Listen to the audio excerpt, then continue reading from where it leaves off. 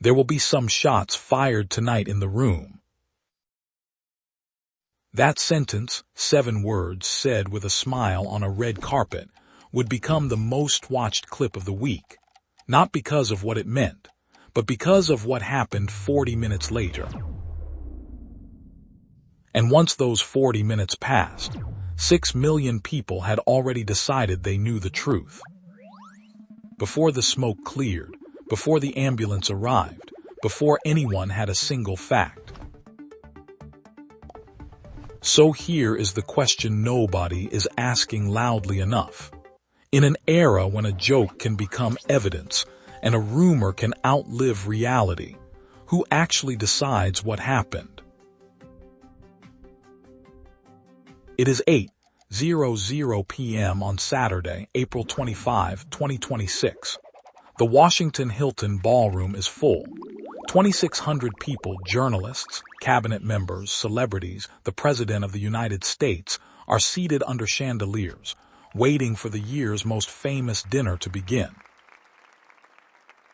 On the red carpet outside, White House Press Secretary Karoline Leavitt is doing what press secretaries do. She is charming, composed, working the room before the room officially opens. A Fox News microphone is in front of her face. She says President Trump is going to roast the media tonight. She says it will be entertaining. She grins and says, "There will be some shots fired tonight in the room." The crowd laughs. It is a pun. It is nothing. At 8:40 p.m., Cole Thomas Allen, 31 years old, a mechanical engineer and private tutor from Torrance, California, rushes a security checkpoint at the entrance to the ballroom. He is carrying a shotgun, a handgun, multiple knives. He fires. A Secret Service officer takes a round directly to the chest. The vest holds. Allen is tackled within seconds. Inside the ballroom, 2,600 people hear the shots and dive under tables. President Trump and the First Lady are pulled from the stage and rushed to safety. The lights stay on.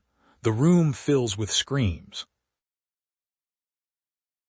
And somewhere in that exact same moment, someone opens their phone, finds the Leavitt clip and types, "She knew." Before any conspiracy theory was written, before any clip was clipped and reposted, there was a man on an Amtrak train. Cole Allen had taken the train from Los Angeles to Washington, D.C. He was polite. He was educated, Caltech level. His neighbors in Torrance described him as quiet. His students knew him as thorough. But in the weeks before April 25th, Allen had been writing over 1,000 words of manifesto sent to his own family minutes before he walked into the Hilton. He wrote, "I experience rage thinking about everything this administration has done." He listed targets by rank. He called himself the friendly federal assassin. He was not a ghost. He was not a plant. He was a deeply radicalized individual who left a paper trail so clear that investigators had his motive within hours of his arrest. There was no mystery. There was no hidden hand. There was a man, a train, a manifesto, and a bulletproof vest that saved a life. None of that mattered to the 6 million. Within minutes of the shots being fired, the Leavitt clip was already being cut and reposted across X, TikTok, and YouTube.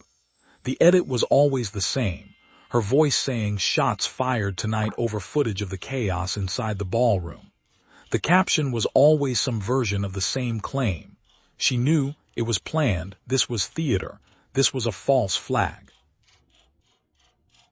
It did not matter that the quote was clearly about a comedy speech. It did not matter that the phrase, "shots fired," is one of the most common figures of speech in American political culture. The clip was 4 seconds long. The conspiracy theory wrote itself. By morning, the narrative had split into 2 flavors, one from the far right, one from the far left, but they reached the same conclusion by different roads. Right-wing accounts claimed Democrats had orchestrated the attack to make Trump look like a victim. Left-wing accounts, the movement researchers are now calling Blue Anon, claimed the Trump administration staged its own assassination attempt for political gain. Different teams, identical playbook. Here is where the story gets darker. The accounts spreading these theories were not random. Many of them had made identical claims after the two 2024 assassination attempts in Pennsylvania and Florida. Same accounts, same language, same zero evidence. NewsGuard researchers tracked the pattern and named it directly. This was not organic confusion. This was a community of influence that had rehearsed this exact response before.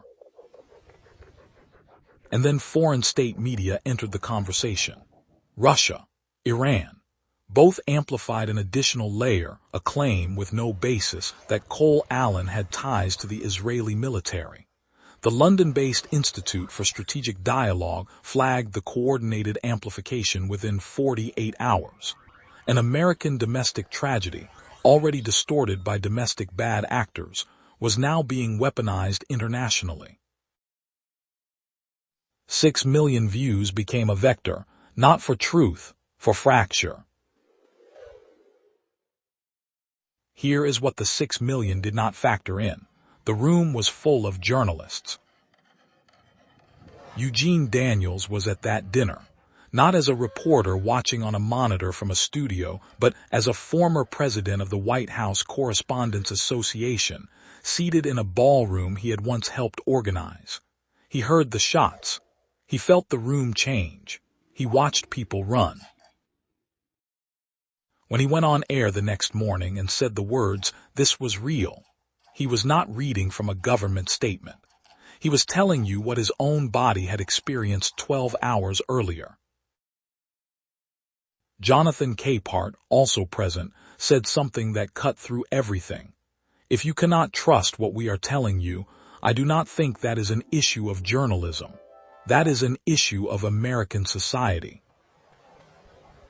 He was right. And that is a much harder problem than any conspiracy theory. Go back to that clip. Karoline Leavitt, red carpet, 7 words.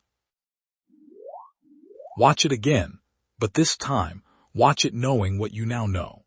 Watch it knowing that 40 minutes later, a Secret Service officer was on the ground with a weapon round against his chest, his vest the only reason his family still has him.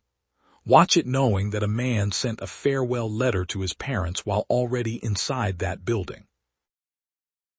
Watch it knowing that reporters who survived that room had to spend the next 48 hours on television, not processing their own trauma, but begging strangers on the internet to believe what they saw with their own eyes. 7 words, a red carpet, a pun about a comedy speech. That is what 6 million views were built on. The shot that almost changed history was real. The vest that stopped it was real. The officer who wore it was real. The only thing in this entire story that was not real was the story that got the most views. That is not a coincidence. That is a choice. And every time we share without reading, clip without context, or repost before we think, we are the ones making it.